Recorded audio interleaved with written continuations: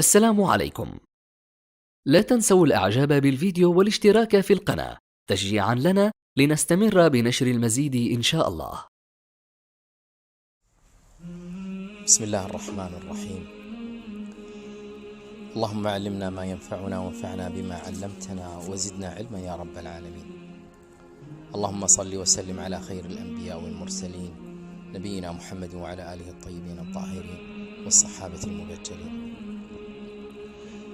كم نشكو من عقبات الحياة ونحن في قمة الصحة والعافية، كم نندب حظنا ونحن في رغد العيش، كم تعظم في أعيننا صغار الأمور وتؤثر في حياتنا وأنفسنا وسلوكنا. كم نحن أقزام، نعم أقزام، أمام ما نسميه العقبات، وندعي أن الظروف والأمور ضدنا وأنها أقوى منا. والله الذي لا إله إلا هو أن هذا المقطع الذي بين أيديكم وتشاهدونه، هذا المقطع أقوى وأبلغ من 100 محاضرة ودورات علمية لتثقيف النفس والسيرة وما يقوم به من تعديلات للتفكير البشري. هذا المقطع عجيب جدا، ولا أجدني إلا أتمثل بقول الشاعر: وإذا كانت النفوس قوية تعبت في حملها الأجساد، أو كقول الشاعر: ومن يرقى الجبال على حذاء الصبر لم يقنع، وتلك النخلة المعطاء لولا الهز لن تنفع، وأنت الحي لا ميت ينقنق وسط مستنقع. وأترك لكم التمعن في المقطع. الله المستعان، والله هو القوي. بسم الله الرحمن الرحيم.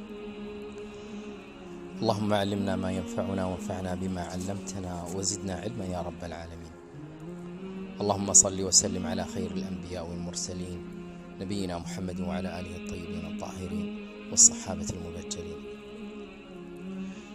كم نشكو من عقبات الحياة ونحن في قمة الصحة والعافية،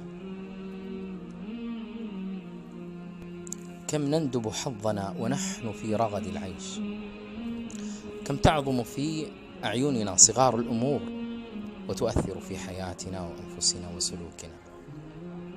كم نحن أقزام، نعم أقزام، أمام ما نسميه العقبات، وندعي أن الظروف والأمور ضدنا وأنها أقوى منا. والله الذي لا إله إلا هو أن هذا المقطع الذي بين أيديكم وتشاهدونه، هذا المقطع أقوى وأبلغ من 100 محاضرة ودورات علمية لتثقيف النفس والسيرة وما يقوم به من تعديلات للتفكير البشري. هذا المقطع عجيب جدا،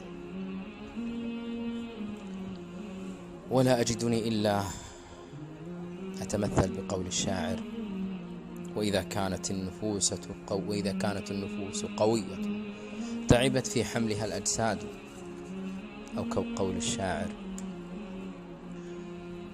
ومن يرقى الجبال على حذاء الصبر لم يقنع، وتلك النخلة المعطاء لولا الهز لن تنفع، وأنت الحي لا ميت ينقنق وسط مستنقع.